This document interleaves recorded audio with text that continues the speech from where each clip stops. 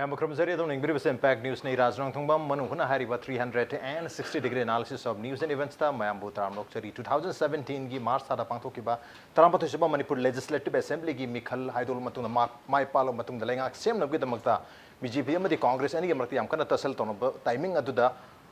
कांग्रेस तगी अहानबो ओइना इवन अकोई एमएलए ओइना मेंबर ओइना मसी वासक लौद्रंगी ममांगदा बीजेपी दी यावसंग्रबा दुगा Minister Papu Oikrabati H. Sham Kumar gi Mayukta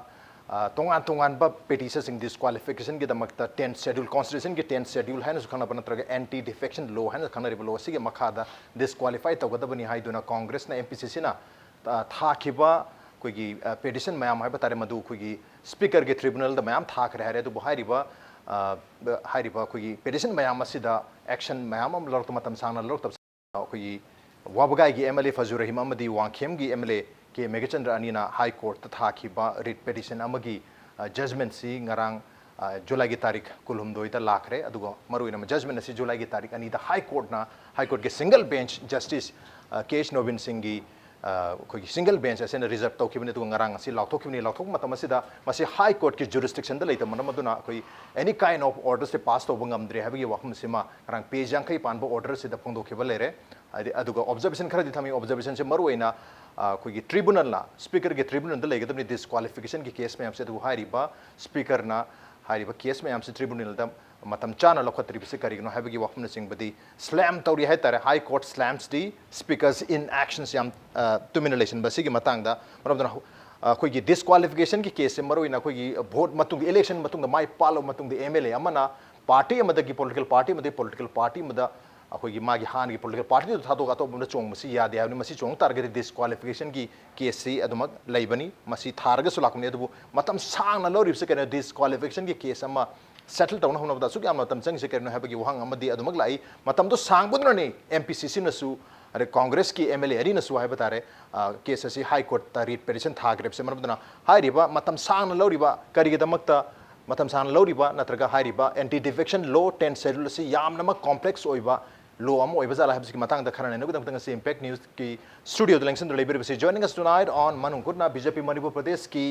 legal department ke convenor oiberi ba Soubam Nongpoknganba ni ham to ja Soubam Nongpoknganba taramok cheri welcome to the show appreciate you joining also joining us Sanaleibak Pauchi ki editor oiberi ba ja Hemantakumar Ningomba ni joining obasu taramok cheri welcome to the show appreciate you joining too and also joining us veteran politician was Okram Joy ni was joy basu taramok cheri welcome to the show appreciate you joining too ahan basi ai koi BJP ki वजह सोबाम नोंगपोंगांबा लाकचगी ngaranggi case amasu lere case si koi high court ki jurisdiction da leitabana maram moidra masi koi any order pass to bangamdre masi speaker ke tribunal na masi decision logjagadabni habi wafum sima phongdore aduga speaker na action lokhatabagi matang da su tongan ba observation mayam thamai 10 schedule ki makha da ma ki duty se kawba natraga deliberately tawdaba ama yauri habi wafum sum lai aduga the continuation of the respondent number 3 have the Minister Sham Kumar Gisini Mana Minister Amo in Labasi is absolutely illegal having and wapum lai aduga the failure on the part of the speaker to take a decision on the petition of disqualification within a reasonable time agi manung the disqualification ki petition sing asi masi lokhat pangam da targadi makata na somani illegally thabuk chatha basi illegally minister orgal lebsi adum chatharaga su legeni and probably till the end of the term of the assembly loidripa hadi ki tramato sube assembly sina loidripa wa dumag lebegi mong su lebi ya habagi wakum na singba observation thamai maruina high court na slam torisi speaker gi in action dani matam jan thabuk lokhata basi kari wakum thamingi koi sumba disqualification ki case handak lerise disqualification ki case nipan ne lerise nipan se amat lokhotri adu handak ikoi dana july ki tarik anida high court na koi judgment se reserve tawkhra matung da habata du ngarangi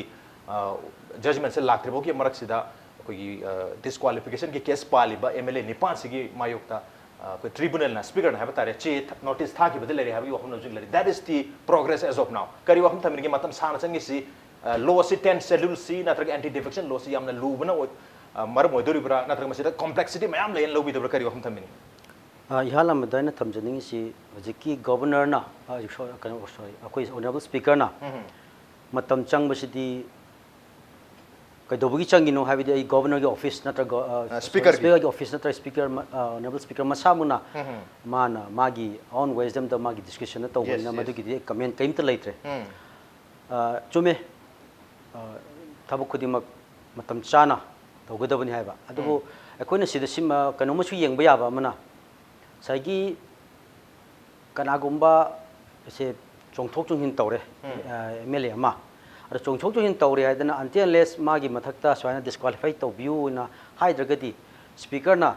honorable speaker masamangna hekta on suomoto toba yabra haisichu wahang oina leibnina sigi matangda koigi ate congress tagi chongjalaiba haitare congress changbi raiba koigi minister oina leibiriba aduga BJP yaubiraba singi mathakta ta singna karam kanda speaker gi tribunal da moi singchi disqualify tobiro haina che thaba chichu masichu aigi motadi khatappa male tappan nang sagi mathang samna da spiral effect cascading effect adum leba male okay sina aigi as a kana magi purview gi kan haitare wang madani maram di ultimately che thadui chi congress na thadui ni ma ji kan tobiro disqualify tawna process tobiro ina adhari ba thadui ba che su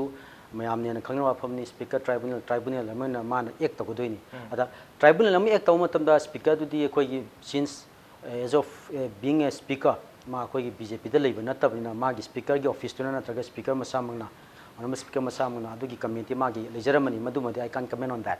aduga process ti congress ki su agi motadi tapra ni khale moina issue to je aduga hojiki ojana thambiba speaker gi office lam tawi tawde di ma gi honorable justice nobin PBF judgment nobina honorable justice nobin gi ma gi su ma gi opinion lerangani adubu ultimately Madam, any judgment of the High Court, the Supreme Court, any judgment of the coin young bears, any tongue young behind that. Legally, Amana Queen Obida dicta, Obida dictum, see the high Sina reference is to Milali, Gitchaba Potula, what you do leave at that. Reference when somebody leave. Maduagi Motadi, Ujiki, Manaslam, Tobo Mayamdu, Obida dictani and hiding Eduga, ratio deciding the ultimately reason for the particular decision. Mana Harisi, judgment Harisi, Masi. Kanogi speaker gi tribunal da oina tawhum thokpani na speaker tribunal tawjarasinu aina haibasina maduna agi motadi madu ratio ni ana treat tawraga ate sidi just obiterni na koina madu yam ka haina kana yengubugi su koina mathok ta de aina khanje aduga loina na already saman thagrabani na magi honorable speaker na magi tawhum da mathok du chumna tawkani haiba thajabasi jo tham okay hojik saman thagrab notice thagrabani na miuni par sigi mathakta makata ba action sing adum lakolak pa yai habne dubu congress ke maike digi MPCC ke maike digi hairi ba defector nipan hai batare congress tagi mai pala matung da BJP da yaw ki ba myu nipan sigi against ta koi gi disqualification ki case tribunal speaker ki tribunal da thark matam da matam yamna logyo theng na thark pai tar maduna su obi habani adubu maruina koi gi TS Shyam Kumar gi mayok tar yam ngan na dumak tharak khare aduga yamna hajan jana tharang mandana koi 13 times ko mathai hai duna MPCC gi han gi president su pondok pilai madu da kem torta badagi makata na speaker ke tribunal si thabak yangkhalan bi hadan high court ho appeal tawki ba leire ha gi wakum na singba leiri aduga atopa koi MLA taret hai batare si ani amana koi gi Kaching assembly gi Y Surchandra aduga koi gi wangoi gi olu koi gi mathak November ki tarik 2018 da tawkhre aduga November ki tarik 9 haidra after 20 days 2018 da atop lem horiba MLA manga gi mathak da so haibadi case Birent Lamlai Kumbi gi S Bira Saitu gi Ngamthang Hokip aduga Wangjing Tiantha gi Paunam Projen Loinana Singhat assembly constituency gi Jinsau Hau na Chingbada November ki tarik 2018 da loina tribunal da petition loina thagre haibtare adubu masi yam thiengi haidori bra haibgi wahum adum leri aduga TS Shyam Kumar gi mayukta di handagi dum changna thargal ai habasi wahum akoigi hanagi MPCC ki president su phungdoi ai mathang chei jajoi lak chei ga kari wahum thabiningi hoji pau leri ba khoi Manipur gi sumba any disqualification ki tensel gi makha da lak matam da masi sang na matam logi mami se dum tabugum tawi aduga handaki case ki matang se su matam sangna lorok padagi high court yorokpani maramaduna high court yorobna high court na su observation peri matam haide reasonable time gi manuga lotion da bit su matam loro lebase phatte smai tok targadi till the end of the term gi mong illegally dum practice sathar gani habi wafna sing basu observe to biri kari wafna thamini ayak yan hamba da koi gi asi impact na sigum koi gi disqualification anti-defection law gamari laina ba du gamari Manipur gi lai ba issue sidai da kanana ina ba ma initiate tawrok pasigi araw fawe ani ngang da to dong na ina sam kayum kana sim thabak changna impact ki yang kan dai mo ras akoi ninti jana akoi gi impact ki sigi sigum bagi thabuk si dai pang thok thong yam ji yang kan ninti na pang thoi no ai do lo na Thank you. impact ti bi am sungi mo ras lo na akoi gi ngasi gi khara maru ai ba issue si da mi yang ta bi ba Manipur gi praja puna mak tai ya na da ai thagat sa ba no ai ba piom ti nei na bagi saruk tu dai thamjari anti-defection law Bharat Barshada Han Leiram de. Disingam Jamapun Humputaret ki Adwai the Hauraga Bharat Barshada MLA MP na Chongtok Chongkin Mayam Tobugi Shin Silai. Aduna 1972 Faubugi Sahi Manga the Song Songtokre. Aduna Masi Akanga Hisingna I University the study dawe. Bharat Lairiba Parliament da aduga legislature mayang manung da 50.5 chongtokong tawe. Nufa amadi mangar chongthoi aduga iroi loiba da man namit mangani mantri oi aduga government mutkre. Ayamba chongthoi buna makchi pham pambagi ni position pambagi ni. It is quite clear. Actually, chongthok jong hindari singe pham pambagi ni position pambagi ni. It is the finding. Aduna, I see what the mang daria, Bharat democracy and its principle. I know democracy and its principle. I know law ma pavakanda kwenna kanga dapse. I into the high duka of what is the intention of the legislation. Same even law do not pamiji kaino. Madu principle. That is in other sense the principle. Aduna adu di Bharat ki democracy si di loitare haidra. Ai koi gi kenota ai koi gi loma ai koi masi semani haidra. Ai koi Bharat ki ai koi gi kenona president na address ta ukanda in order to combat masi Bharat ki democracy mang tare anti defection law si thina ba lom sem dragati haidra madagi high na to bodagi laws here mother mind to na akogi CMA akogi 17 January 1985 ta Bharat Parliament the anti defection law that means akoi jari anti defection law is CMA maduda and the shedalam habchali yanam the 9 and the leram badu 10 means disqualification agni and in connection with certain provision of the constitution is amended. Sini 10 schedule hariji. 10 schedule sida ani khangni. Yana mada leiram basina kari haige bu. Kana amunu famna masi pera 2 ni pera 2 gi A B da. My party do voluntarily thadu aba. Ma disqualify to. Ani subada if he abstained and disobey the order of the party, ma disqualified to me. Hai. Pera thida. Adubu moi maragtagi ahum thopagi anina. Spit ama form toraba. Adu agari moi atopa party im de yaw jabe yani sinema. Aduna 203 the Bharat ki parliament di Atom lay the Bharat ki parliament se dai da koi ki paisa mayam tawi ga ain to atom la khudagi as India ki democracy loire haidna akoi kanona akoi matam dugi Shri Atal Bihari Vajpayee luchingba government duna akoi ki Vajpayee loire haidna masigi 10 schedule si semdokre pera 3 dang sai lai diba speed and measure. Okra later. Aruga speed ka measure ga si omit okre. Masi kanodagi akoi perati si adlok thuoga akoi 203 dagi haure. Samain to bundna lakvasina principle di kaino. 10 schedule thami bagi principle di in order to combat the horse trading and the defection law. defection culture mi them ga chong thol u gai na hai no gi chong thok chong hin to wi culture si compete tong gi it is the principle of the 10 schedule sini aduna si thamba kan da sina main principle loir si adai di akoi yan hamba kan da huji aduna akoi sigi manipur gi wafam si lak ting da koi na 10 schedule amasung sigi bharat ki rajniti yang betul kali what is going on at Goa what is going on in Karnataka what is going on in kari no era kari keno to Telangana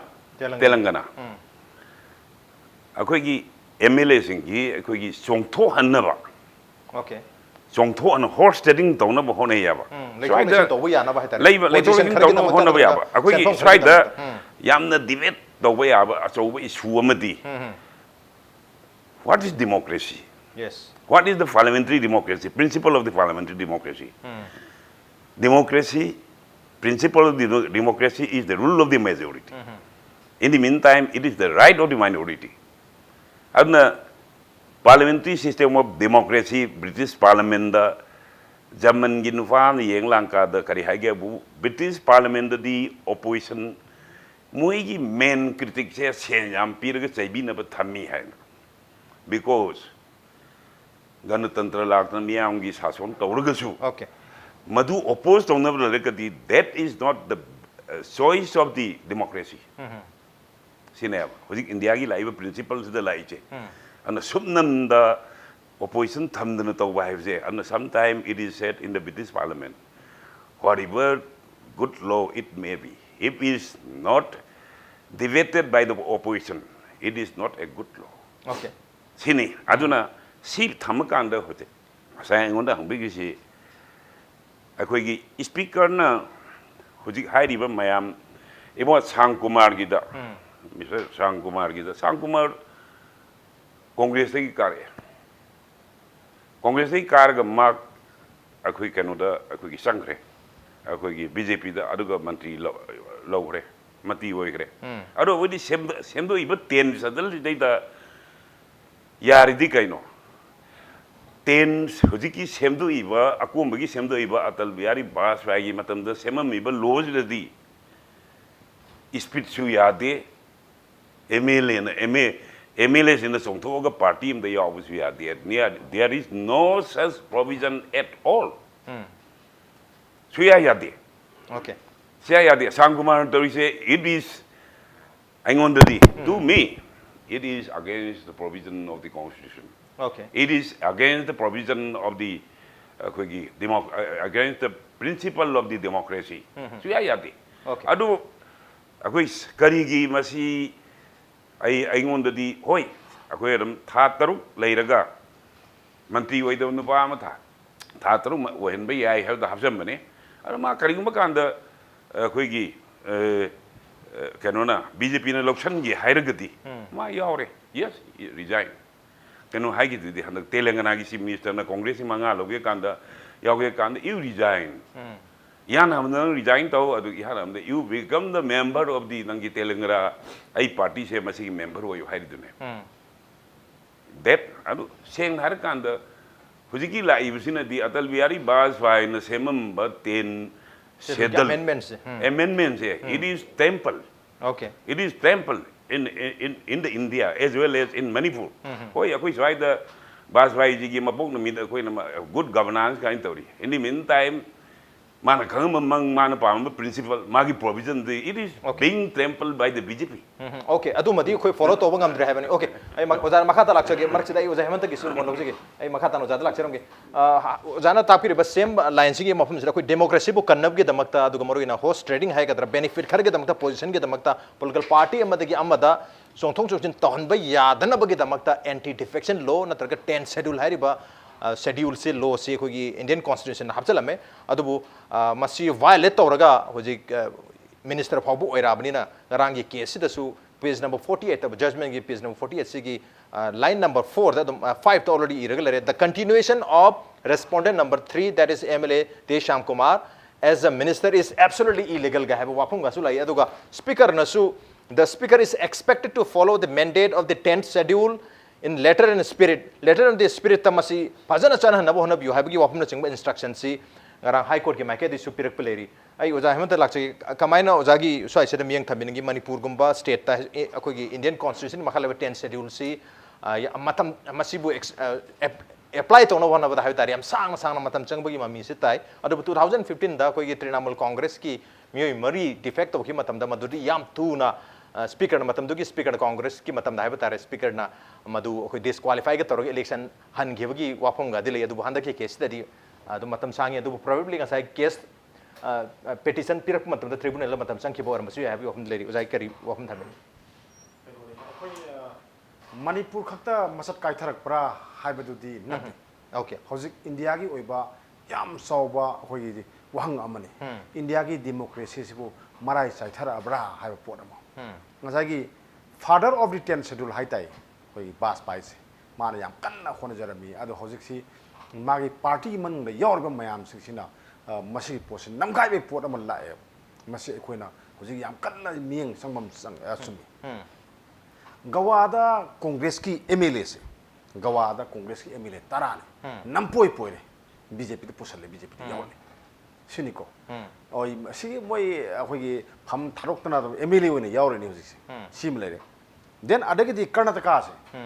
si ngarang handa akhoi ngarang hakta ngarang protest of turi se hoi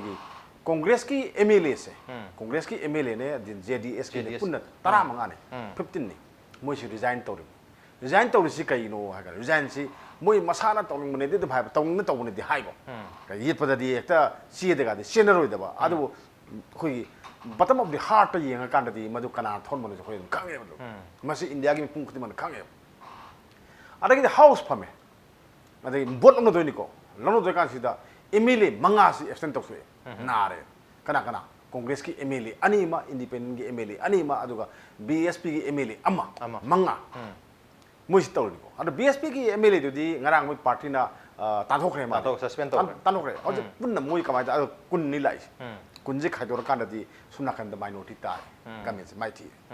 Yeng si. Sigi port amasule. Then ada ki Trinamool ka sai kanu ki da Telangana ki hai kre. Then Arunachal Pradesh su Congress o ina lai rama mayam do kodak da BJP ko pulap olim ne. Kami sim se yang olim na. Yes.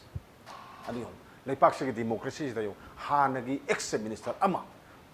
matanda masa matanda heng toro siri ni kanana no zai democracy si marum si da piri si lo sina ni ko lo mayam no ki sanai khang ni san de khang de lo mayam arang mayam bu salai je sina ni aduna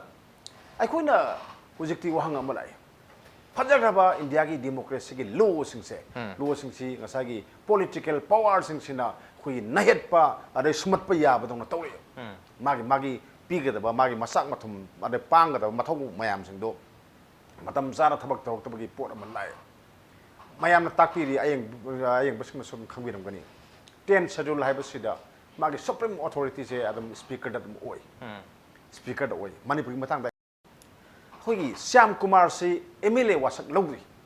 ma se wasak lawding da adama songsang khre BJP da sangre Congress ke ticket karak pani mayam khangi loi ma ado madi do or die ni madi MLA pham tharo gen sanga bani madi ado mana ngak yo laga senapati phange na mantri phanga kanda hoje phawba ma disqualified tawti ado masai habi de poto ai ni yaning de bam yawi magi disqualified ki man kano sidi yam nganna dum thai sima pot am le adagi di adum tharaga speaker ki tribunal sina magi tohum thokko ai torom go wa torom basu ai ko torom basu ai do no ma ai sum ta ki bam su le case ma tharak panina kanogi asagi kanogi Congress ki MLA sing tharak pa case asige mari le na Syam Kumar ki ukil na court le ri ba matter sima lotion ri phaw dak di asigi speaker na masi ruling JPB ki no na request ki to wa CM khak ide na mawon da khak lai he na wari sum sana ba da sum information na sana ba harak bi wani ko simale adagi Syam Kumar ki matung da MLA ani ema den atopa manga ama Congress ki mayam inarak pani mathang inarak pani punna nipa ni Syam Kumar ki di case thare party na thare den atai ki di hoje phawba party na thawa thaga ba khang ꯑꯗꯨꯕꯨ ꯂꯅꯥꯏ ꯃꯤꯑꯣꯏ ꯈꯔꯅꯗꯤ ꯃꯣꯏꯁꯤꯡ disqualify ꯇꯧꯒꯗꯕꯅꯤ ꯍꯥꯏꯅ ꯊꯥꯕ ꯀꯦꯁꯇꯨꯒꯤ ꯃꯇꯨꯡ ꯏꯟꯅꯅꯤ ꯁ꯭ꯄꯤꯀꯔꯅ ꯉꯔꯥꯡ ꯅꯍꯥꯟꯗ ꯃꯨꯞ ꯇꯧꯔꯛꯏꯁꯤ ꯍꯥꯏ ꯀꯣꯔꯠꯇ ꯀꯩꯅꯣꯝ ꯂꯥꯛꯈꯤꯕꯗꯒꯤꯗꯤ ꯁ꯭ꯄꯤꯀꯔꯅ ꯄꯣꯠ ꯑꯃ ꯄꯥꯏꯔꯛꯏꯁꯤꯅꯦꯕ ꯁꯤꯃꯛꯇꯗ ꯑꯆꯧꯕ ꯋꯥꯊꯣꯛ ꯑꯃ ꯑꯩ ꯊꯣꯛꯒꯗ꯭ꯔꯥꯅ ꯈꯜꯂꯤ ꯄꯥꯔꯇꯤ ꯃꯅꯨꯡꯁꯤꯗ ꯀꯃꯥꯏꯅ ꯊꯣꯛꯀꯅꯣ ꯍꯥꯏ ꯀꯥꯟꯗ ꯀꯔꯤꯅꯣ ꯒꯋꯥꯗꯅ ꯀꯣꯡꯒ꯭ꯔꯦꯁꯀꯤ MLA ꯂꯧꯁꯜꯂꯒ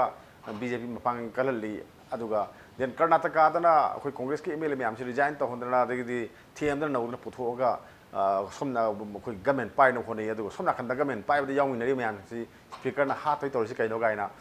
ꯄꯥꯔꯇꯤ ꯃꯅꯨꯡꯗ ꯉꯥꯡꯅꯕ ꯌꯥꯎꯔꯝꯒꯅꯤꯅ ꯈꯜꯂꯤ ꯑꯩꯅ ꯈꯟꯖꯕꯒꯤ ꯋꯥꯅꯤꯀꯣ ꯃꯁꯤ ꯑꯣꯏꯔꯝꯕꯁꯨ ꯌꯥꯏ ꯑꯣꯏꯔꯝꯗꯕꯁꯨ ꯌꯥꯏ ꯑꯗꯨꯅ ꯁ꯭ꯄꯤꯀꯔꯒꯤ ꯔꯨꯂꯤꯡꯗꯁꯨ ꯅꯨꯡꯉꯥꯏꯇꯕ ꯁꯣꯏ ꯂꯩꯔꯝꯒꯅꯤ ꯀꯥꯡꯕꯨ ꯑꯃꯗꯤ ꯂꯩꯔꯝꯒꯅꯦꯕ ꯑꯗꯣ ꯁꯤꯅꯦꯕ ꯑꯩꯈꯣꯏ ꯂꯥꯛꯏꯁꯦ ꯃꯅꯤꯄꯨꯔꯗ ꯂꯥꯛꯏꯁꯦ ꯑꯗꯨꯅ ꯗꯦꯃꯣꯀ꯭ꯔꯦꯁꯤ ꯀꯣ ꯏꯟꯗꯤꯌꯥꯒꯤ ꯂꯣ ꯗꯦꯃꯣꯀ꯭ꯔꯦꯁꯤꯁꯦ ꯀꯅꯥꯅ ꯍꯥꯠꯀꯦ ꯍꯥꯏ ꯀꯥꯟꯗ ꯉꯁꯥꯏꯒꯤ ꯄꯣꯂꯤꯇꯤꯀꯦꯜ ꯄꯋꯥꯔꯁꯤꯡꯁꯤꯅ ꯗꯤꯁꯇ꯭ꯔꯣꯏ ꯇꯧꯑꯦ ꯍꯥꯠꯇꯣꯛꯑꯦꯕ ꯁꯤꯅꯤ ꯑꯩꯈꯣꯏ ꯁꯤꯗ ꯎ ꯐꯪꯉꯤꯁꯦ ꯑꯩꯈꯣꯏ ꯁ꯭ꯄꯤꯀꯔꯒꯤ ꯃꯥꯒꯤ ꯇ꯭ꯔꯤꯕꯨꯅꯦꯜꯒꯤ ꯃꯇꯥꯡꯗ ꯑꯩꯈꯣꯏꯅ ꯀꯃꯦꯟ ꯇꯧꯕ ꯆꯨꯝꯃꯣꯏ ꯑꯗꯨꯁꯨ ꯇꯧꯐꯝ ꯊꯣꯛꯄ ꯃꯥꯒꯤ ꯃꯊꯧꯗꯨꯗꯤ ꯑꯗꯨꯝ ꯇꯧꯒꯦ ꯍꯥꯏꯔꯒꯗꯤ ꯅꯍꯥꯟꯅ ꯇꯧꯕ ꯌꯥꯔꯕ꯭ꯔꯥ ꯍꯥꯏꯕꯒꯤ ꯑꯣꯕꯖꯥꯔꯕꯦꯁꯟꯗꯨꯅꯤꯀꯣ ꯑꯩꯅ ꯊꯝꯖꯔꯤꯁꯦ ngara court ki observation madumak palli ꯑꯗꯨ ꯀꯣꯔꯠꯅ ꯍꯥꯏꯕꯒꯤ ꯃꯇꯨꯡ ꯏꯟꯅꯅꯦ ꯑꯩꯅ ꯍꯥꯏꯖꯔꯛꯏꯁꯦ ꯍꯥꯏꯔꯦ ꯌꯥꯝ ꯐꯖꯅ ꯍꯥꯏꯔꯦ ꯉꯁꯥꯏꯒꯤ ꯁ꯭ꯌꯥꯝ ꯀꯨꯃꯥꯔꯁꯤ ꯃꯥ ꯑꯩꯈꯣꯏꯒꯤ ꯃꯤꯅꯤꯁꯇꯔ ꯑꯣꯏꯅ ꯂꯩꯊꯕꯁꯤ ꯂꯣꯅ ꯌꯥꯗꯦ illegal ne hairi illegal ꯂꯣꯅ ꯌꯥꯗꯦ ꯍꯥꯏꯁꯤ ꯂꯣꯏꯔꯕꯅꯤ ꯂꯣꯅ ꯌꯥꯗꯦ ꯍꯥꯏꯔꯒꯗꯤ ꯑꯗꯨ ꯃꯥꯅ ꯖꯖꯃꯦꯟ ꯑꯣꯏꯅ ꯍꯥꯏꯕꯗꯤ ꯍꯥꯏꯔꯝꯗ꯭ꯔꯦ ꯃꯥꯅ ꯂꯣꯅ ꯌꯥꯗꯦ ꯍꯥꯏꯔꯒ ꯃꯁꯤ ꯇꯧꯍꯜꯂꯣꯏꯗꯕꯅꯤ ꯍꯥꯏꯔꯝ ꯇꯥꯔꯒꯗꯤ ꯖꯖꯃꯦꯟ ꯑꯃ ꯑꯣꯔꯗꯔ ꯑꯃ ꯂꯩꯔꯦ yes order ama lay adu order mana blanket to me hangdo me adu mana kari hage da judiciary discipline and proprietary na maram oir kanda mana hay aduna ma pham thadu ko da bani haibse mana hining dre hairam ye mana adu gadi masagi judgment se akoina su yeng bai wani ko yeng bada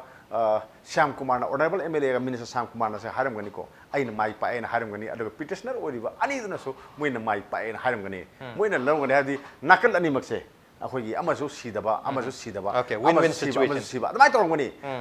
si hum da lay bu se aduna ngasagi haire speaker da mauna yam phajana haire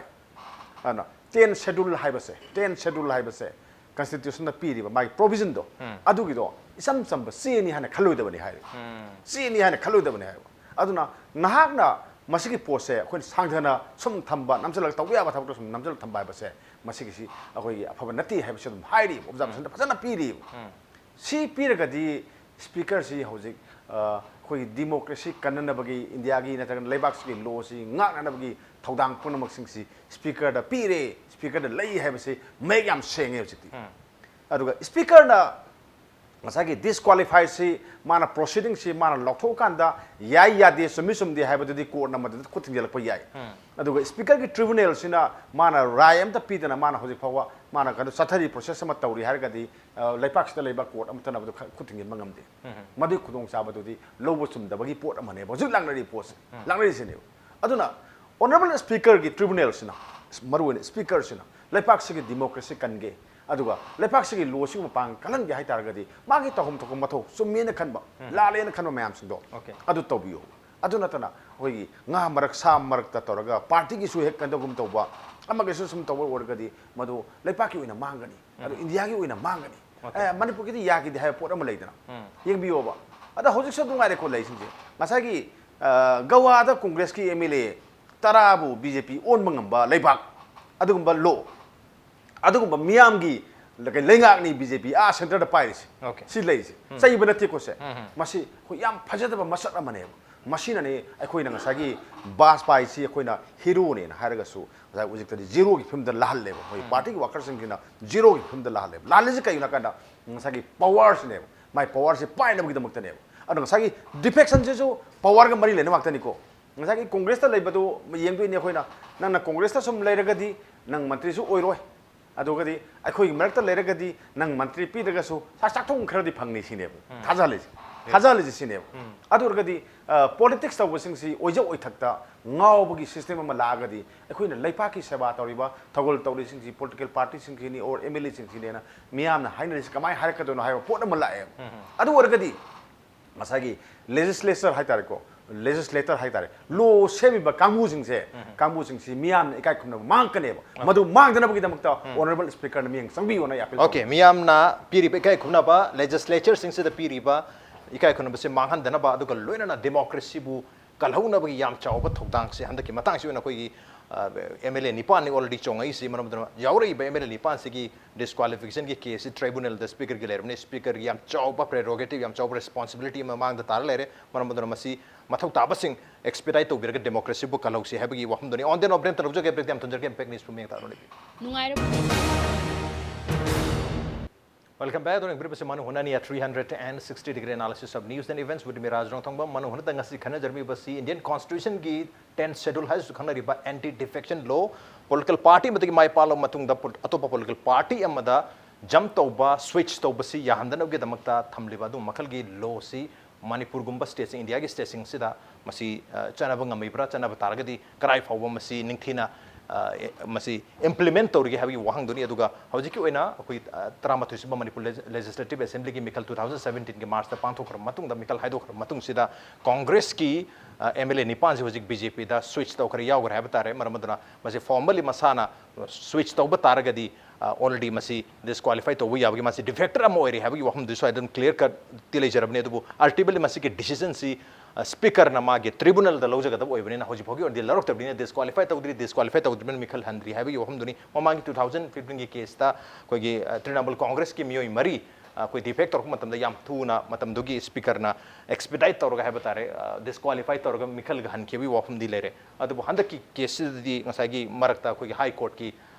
writ petition am lakon mal do masi ki judgment lakre pawbudi ngai basu arambi ya do marak sida notice pawba hadi saman guma tha ki bele habni moi Nipan sida MLA Nipan sida athu badum action makha ta basing lor ka tawdi mali adu ngarang ki page yankhai pan ba koi gi observation come koi judgment habatare masi July ki tari ani reserve toro ngarang law toro almost after 21 days kari wapum timing speaker de am chauna ex toro haitare speaker na masi yam thuna letter and spirit ta thabak se lokopum thui havna sing wapum lak pagi yaurbanina aduga sida so hari the rule of the law is the basis of good governance ki basis se rule of the law ni aduga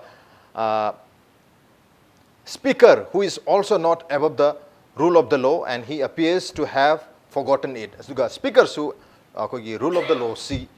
gi mathakta leibana te adu mag masi kaut ko mali ge na chingba yamna tough oiba wafam na chingba se laknina so asida kogi tribunal dagi hadi tawhum thaw mathau khara se matam lau khare haina khan bi bra kari wahum thamni ai no sai ka thamjabuduni as a BJPian madu ke koi gi honorable speaker ki tribunal sina mana karamba na adu court ki observation se to court ki observation di badu soina chumam gani mamdi court sina lana to budi yaroi yes court ki observation soi chungi adu ki observation tawnabagi karamba factor da karamba submission tara matung da kari hai no haibdi adu gi kano dudi adu gi preview oidre adu bu court ki judgment ama thole man officer oina khara chu haire madu ai gi mota lalam gani haiba thajate soi da bangi chom gani adu haibi gi maram su leram gani madu haina bagi damakta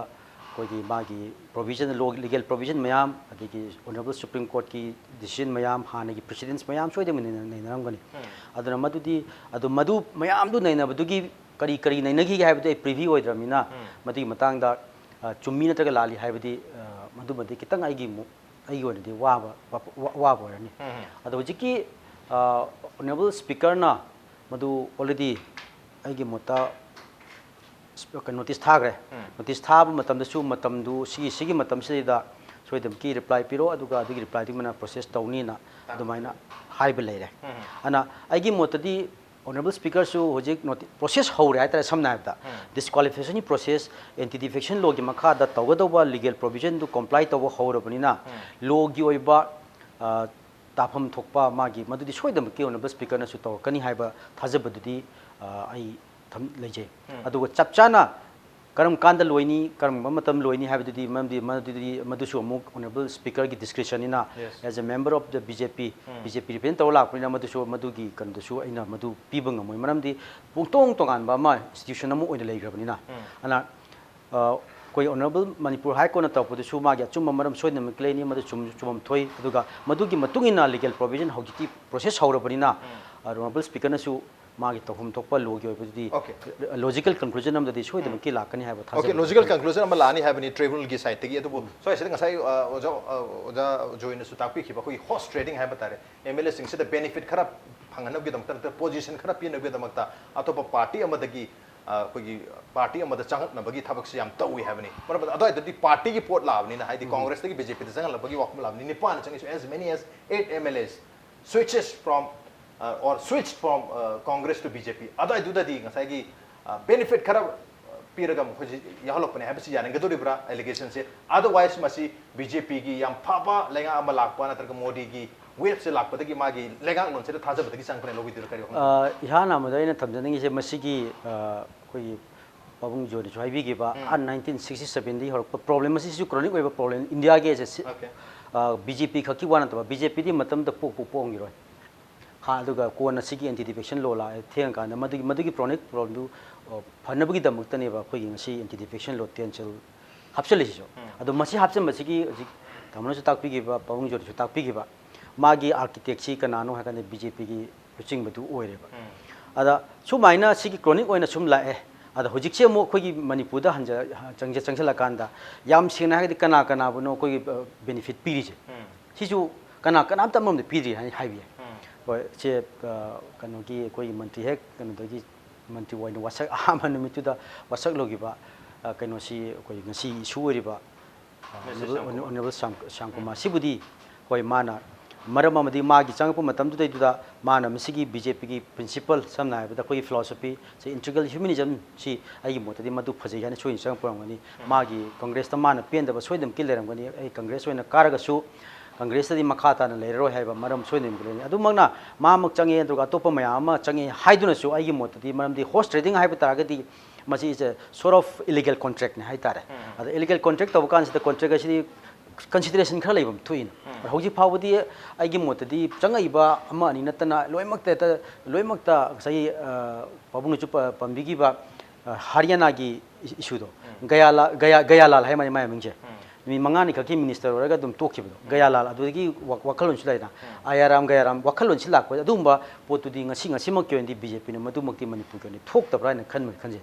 ana madumak thoktabanina host trading gi wafam du ma mandi mai principle du adugi matugina mana pamna sodim changa poiramgani aduga host trading haiba taragadi kaigum khara kanaba kanabudi tasingna pibudi natri kana amta mantri hoinba kolam kaimta leiti a hoina dum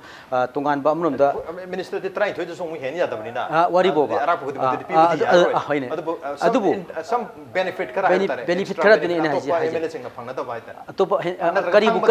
karibu ena pidi ge wari bo karibu ena pidi ge only ngasai changjari ba higi kakchingi hairo amogi hairo magi principle du manda ma natraga mana congress ta ma leimo tamde pen da khara soidam ke leramgi madugi pen da gi makhada ai makhata na disqualify tawraga makhata na congress ji leroi BJP gi philosophy gi makhada BJP gi magi banner gi makhada soidam ki election fight tawgi haibisu wakhan chu leram basue aduna madugi wakhal ondu gi makhada changpani haina idmana tham okay yam phasa wafam nei koi ideology da BJP gi wakhal ondu da affiliate toning da lakpo or maya have wafam ni host trading gi natraga benefit ki damta di mandre have gi wafam su thambirei ai oja joi dalak oja kari wafam thabini koi gi political party amada yawbasi hoi election mamang da election tawdringai matam da yawbududi maduna tongan mo madu phawdu mayam hainari ne hangoi dona pongjong chong hai gi wafam adubo mikhal pangtho madu mai pa matung da member oidorba mi amanatra member oiram matung da party amadagi party amada switch tarokpasi dani maduna koi gi democracy se mangan dori hai gi wafam lai ba da iduda koi host trading tarokpi hai gi wafam sing malak badagi masi laktana democracy bu kalhonab gi damakta sa ujan su takpi kare so makal gi act and settle si 1985 ta an boin introduce to correct 2003 da Bajpai gi matam da among masi amend to hen strict oinam gi damakta hai gi wafam sing thambiri adubu kari mieng thambini uja masi ideology gi damakta lakpane khanbi brana traga koi gi masai ujanu budi host trading and benefits mayam perks gi damakta lakpane hai gi ibadu koi gi aina haiba nataba 10 schedule si pokring ai da yes fazana stay tawre kanda ayam bana ngasai akoi gi figure am kholai yang han ba akoi gi 1967 da MLA Shani Tarangi manung da sam tratu kyong te okay they have become the minister Mantri oina ba natraga chairman oina songthui ba punam Mantri natraga chairman oina bani pham gini sine adu gadi pham haiduna laktana ma songtho ko to the Indian democracy si mang dare and maduda horse trading adagi horse trading defection adagi horse trading defection lakpasina karmai togeda songthoi ba mayam puna oki karigino isondei songthoga sonda government semba mantri oiruba chairman oiruba aduna kari lake abu coalition government se Manipur gi hujul lei basi it is a coalition government laibak thiri di coalition government sidai da coalition partner singjigi kainom leigadamni political organization am leigadamni UPA NPA na hairi se asu yaudaba and karmai togeda now government has become akoigi kari tawi direction yaudaba hi honba yaudaba hi dona nuksitna chatpa mai kai da bakcha chatna apang palo long na pakor ko na dana adai paisa henjang gre ko sang gre ga in tong re isini dana so I like kari gino direction yaudaba because coalition government is a government of the marriage. It's just like a marriage of convenience. Marriage of convenience now. I know the government here. It is government, but it's marriage of convenience to now. Aduna Kanawunu Fama Kogi I question Anini Barot ki Ranti da Aina Aidi Masi Amkana or either Bani Aidi. Arubo I used to be Amir Harapodai some denied of the no I tend to money. And Yana Bakanda. Kana munu farm na baswa yam pame sorry BJP yame Modi web yam pame haigo I can never share it you resigned it why is Sankumar will not resign resign torga mantri why he will not have contested the election as a minister karigino election tori pesat tangni sentingani risk logani adu kanavadi pami benefit pami adu risk longning there natrane is it not aduna di karigumba party amadagi karigumba party and the sangaga mantri oibada sahi manga ke tam sida sahi ani makai ji karim tawnan tambai ji ain sum khanbada prithvi ki parliament ki itihas da dilai ramoya Manipur's case is an exception yamna laibak tibam ama ponam ne masina akoi Bharatiya Janata Party gumbagi atal viari bas baibu worship tawriba magi ideal philosophy da thajiri ba kangbu du di ontong ikai ngai ne lowe bai moina bas baigi ekoi good governance kind observe tawri se I don't think that some of the political leaders they are in the BJP they might have known this 10 schedule and ideal of this principle of the 10 schedule ikai ngai ne akoi di huji congress tagi moi nipan chakne harena kaya no tari la nipa chakne yes okay resign join BJP contest it akoi huji hari basing ji akoi angang ngak ta sunati na moi mature ore ngak ta ne adubu la if the Bharat ki politics ta horse trading da chongtok chongjin da semai na khuju muju torga what is happen Zai hai giba Arunachal Pradesh da what does happen in Goa da tori si yad diya ba 10 schedule da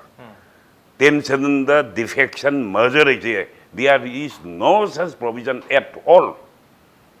there is no such provision at all in India ki karam ba kinno ising na hari chini ai koi speed tore merge tore hai se si ya ba 10 schedule da kai le gya ba there is no such thing mado pera aikogi 3 da leirambado omit tawre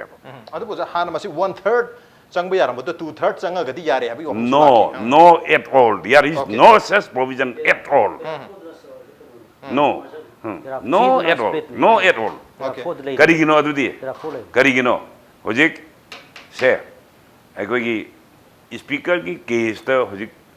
aikogi thinda li je Sankumar case ta thinda li di aikoi kenogi Telangana ki case ama Supreme Court pending lay na da thaijal laga tawbane aba that adugi Telangana gi di si wafam ji la kan da moi di election tawra loi thokram ne aba election tawra loi thokra kan da akoi disqualification case ma kha di chata ba ona dre na ada ida blame tawra ga adum tawbane aba aduna 10 schedule adal yari bas ba gi matam da semdu iba aikoi gi kaya no kaya amendment no mai sibo aikogi sigi amendment je 91st amendment act 203 da MLA khara chongthoga party amada yaw yani haiba provision je there is no such provision at all pera number 4 da pera number 4 lady pera number No, 4 no, no. 4 si kano ni sina close to da masi yaw yauri no merger ne split tu ni yadra ba no Okay. aduna party no party ko no okay I kanogi adu pabada akoi mayam na ai madu pabada madu khangden khale adu di MLA na te okay party do merge to haibne but if not less than 2/3 of the members of legislative party have you no organization do na okay yauge hairaba organization no merge Okay. or kanda 10 thana moi matung iladi ai haibane ba MLA na congress ki mayam chongthok congress mayam le hubudu maduda khoigi hojik khoigi adu yaba provision ju krai lege tension da yes it is the merger of the party merger of the party and then in case 2 thana made yauge gesu yai haibane haba okay adai leho boduna asitho matak to aduna Party party and then gesu yai adu daukan mai lemho bodo they will not be subject to the disqualification haibane okay haba otherwise elected legislature amana party amadi amada chong basi madi chong no at all There is no room at all. at all Okay. kana gi bharot gi ukin oi challenge tori leite okay adu leite ba Okay. aduna akoi seng na har kan di akoi Manipur gi in case of Manipur in case of Karnataka in case of akoi gi kano akoi gi kari Goa they all are subject to the akoi gi disqualification moi lo na disqualify to ya ba tane adubu kamai to ge da mai magi party duna madu parsu to na court salidna court ai di ukin namuk changi dna ukin nei di bisa muk changi dna supreme court ka to ge di it requires india ki justice ai di bisa am changi dna aduna ngamdabai wani aduga sang kumar gi hujik lei ba case hai masi disqualify to da ba haiba sidi bjp gi auto na khoi maithi na bagi machak amani baswai lekha ta na ba podam ne ama adai masi maram leite adai atopa mana hujik akoi da kari hai moi tariat ama amuk chongjan dana yaurge kholage gai na tauna hayang tauri sing je masi juni na yes okay resign to tokro ama resign to raga fresh when yaw bi yago fresh when election we kan thengnaro re-election and then hujiki laiba barot ki mayam narendra modi gi web bjp gi web ta laiba politics ta khoi da ki rei di kari gino aikoi government pai aikoi bu chaibiu hai to yes ai sai panje ki British Parliament da British government pays a handsome amount okay for handsome amount to his principal critic for his criticism ai sarkar ji chaibiu ai paisa piye ba okay why karigino ngasi barot da BJP na yam kar phauda aikoi gi kari haini madu thembra na traga moina pamira encourage to na lokthog to bise opposition thamdaba sarkar ma adai dara mangi se okay opposition thamdaba lenga ama pami bra habi hum dune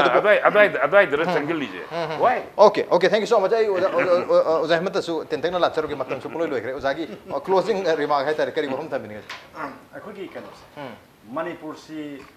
songthok songjinda akhoi India gi puari se Manipur na sem dong to yam yaw gi jani da akhoi gi mantri si oining bagi dam da song bada ba MLA kun gom doi se kunthra hom doi se kunthra hom doi ni ko jil tai thuni na MLA kunthra hom doi se minister pi bagi thodok lei okay minister mayam pi bai si state ki ex secretary ki sading mayam sali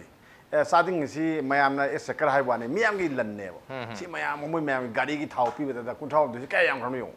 aduga sigi kono gi tai thuni da handare si yam phagar jane aduna matam du di tha ahongi government numi humni ge government ka legim ne ba Manipur su lei ne ba tawri se aduna sigi posi mara chetaba lengak amana leibak amada or natang state amada development tawngam de simadi yam masili yam sumba pot amane adugi mieng da su anti defection law lai semai je aduna ne habadi mara chetba government ama sem na gidam da sungthok chongthin yahan da bai ba si su amane si posi ne aduna hoje ekoina yengdu si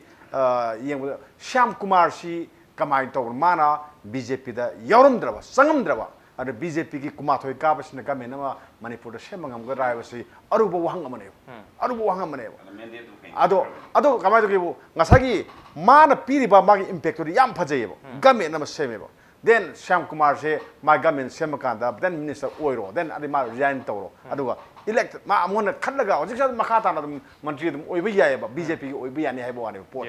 haibadi ngasagi lo sina hari de te ken mete ba ma hana pham thado aduga som kem kai yaujou sine ba to party yaw haibne hojik ki MLA taret ama lehor be MLA taret se MLA taret su अखोई की मुझ party दगी अखोई की resign तो कदम ने हाना MLA party दगी MLA दगी resign तो कदम ने हाना MLA resign तो मतुंग दा मुझ रिजाइन तो कांदा मुझ अमुक इलेक्शन तो रगा थेंगनर कांदा बीजेपी की टिकट ने पानी देन एमएलए उजर पर केसु काई देबा का दा बाय बदुदी मुझ ने तोरबा मुझ थबक तुना ताकदुई नेबा मियाम के फमाक त खलम बगना मियाम थागत पिरे और मियाम के केम खंडरगदी मुझ तुदुई नेबा पोरसे अदुगी रिस्क तो लौनिंग दबगी नेबा मयाम नौजिता स्पीकर का यानाबा और नतगना गवर्नमेंट का यानाबा ने खंदी मतम खंदी तोरगा मतम थेंगदन नबगी politics am lai se masi mamang no siam yaw khre ado masi phajaba system of the democratic nati haijabagi wani da aduna yarga di speaker na mage to hom thok to bigera natragana MLA singduna honorably mosi resign to biraga party da mosi si sanction laga candidate oibraga miriam tong oibiraga BJP ge MLA wen kabira kera admai torga di yam phajaba system am lakane na idi apple okay ozan Soubam Nongpoknganba gi last point am phaibiru kari osum handa ki issue ma'am इन थमचदिंग सी honourable speaker ना सोइदम case पा provision of law in letter and spirit सोइदम की तौबिरकनी हाइबो थाजबदु थमजै लोइने लोइने ना कोई पाबुंग ताकपिगिबो जिकी मर्जर की मतंग दो आइगी मोतदी हुजिसु आइगी मोतदी 2/3 टू ओरगदी अदुसु मर्जर तौई हाइना इदमाना 2/3 इलेक्टेड मेंबर्स बरम की मागी मर्जर से कदाई बु कोगे ना डेफिनेशन सी पैराग्राफ नंबर 2 दी आउर हाइता सब पैराग्राफ नंबर 2 हाइता पैराग्राफ 4 की सब पैराग्राफ 2 से द हाइसी माना सी for the purpose of paragraph 1 इदी मर्जर दे पॉलिटिकल पार्टी मर्ज तो बु याय पॉलिटिकल पार्टी से मर्ज तो कदाई बु कोगदगे इन हाइब कांदे paragraph number 2 HiAce in case मागी मेंबर 2/3 मेंबर दुना करिगो पार्टी तो याउछल तागदी मधु मर्जर ओने ट्रीट तौगनी हाइबा अदुगी आइगी मोतदी ओय बाबुगी सुमागी अकाउंट इंजिनिटी लेनी को आइगी मोतदी ओके रॉन्ग इंटरप्रेट ओजा जोना ताकपिर सिना कोई पॉलिटिकल पार्टी दुगी मेंबर टू हौजिकती मर्जर आइसे मर्जर आइसे लेती मा पार्टी ओने मर्ज तो बुय पार्टी ओने मर्ज तो बदा यान नंबर द स्पीड आई दो कोई खंगदा स्पीड आई दुगा मर्जर आई दुगा पेरा थी द यारम बदो ओमित तोंग्रेबा ओके अदबु डेमोक्रेसी निना से Manipur state Congress party merge तो इदना पार्टी दु मर्ज तो नी अदैदी मागी एमएलए अमा लेबदु याविदना माना दैद लेहोगेजु यायबा यावगेजु यायबा अदुना पार्टी न मर्ज और कांद एमएलए यावगदबा एमएलए यावरग पार्टी सिंगदब नतेबा हजि मणिपुर द भारत द तौरिसे मसीदी एमएलए यावरग पार्टी सिंग उ हाइबने it is wrong interpretation MSCP की केस अमा का कुछ लगी मणिपुर तो लेकांदा नसागी MSCP से BJP द मर्ज तो हैबा लेकांदा कोई तौंग द खरगी द मक्ता कोई कनो से MSCP हिंगन बियो थाब केस अम खर लेगी अदुना ताकपदी नसागी कोई हाइसे पार्टी ना तौगदबनी अद पार्टी तो MLA खर इंजगी बकैम काइगे अदो इलहुदब कांगुदना कोई पार्टी फॉर्म तो जगे से हजकी इंटर डिफेक्शन लोगी हजकी कनो पार्टी नु मर्ज तो कांदा आदम न लेहोरदी हजकी ओनदी कोई MLA निपान स्विच तौरी बसी कोई स्पीकर के ट्रिब्यूनल द लेरे स्पीकर ना तोरप याबा थबक सिंदी तोरकनी अदुगो स्पीकर ना तोरप अमा नत्रगा हाइरिबा MLA निपान असिना मागी MLA की फॉर्म दगी रिजाइन तोरगा BJP दगी नौना री इलेक्शन तोरगा कारक तारगदी हाइरिबा इशू सी लेरो अदुगा हेन फबा डेमोक्रेटिक सिस्टम अमा कोई लेंगा अफबा गवर्नेंस अमा लहान बसु याम चौमथिंग ओरनी अदुगा डेमोक्रेसी कन बसु याम चौबा वफम ओरनी मरमदुना हुजिक लेरिबनी पान सिना सु यामना रिस्पांसिबल एंड ऑनेस्ट MLA मोइना हाइरिबा थबक सिसु अदुमक तौबि याय अदुबु मसी तौबा तारगदे मतम संगदब सेल संगदब मयाम सि येंगा मतम हौखिनबा गाइबो ओबे तारगदी अल्टीमेटली स्पीकर के tribunal लमदुगी order am thol ko mathau tari on the non ngasi on the manu hon ki thamsi mata choi lu sinjar ge ngasi thamsi do ja jo ja hemanta amati oja nongpok amal ne bir ngasi thamsi bathawa pikhiba amati mapung phan be dam ta oja hum pam kar tha jo chari appreciate your joining masin ngasi ki manu hon ki thorong ngasi gi addition se karam to bi ko kan pe agani koi mail id impacttvnews@gmail.com natra koi Facebook page www.facebook.com/impactvmanipur da join to birga comment am the feedback ta bir pe agani well ladies and gentlemen thank you so much for joining us from the other side of the screen until next time this is Raj Nongthombam signing off.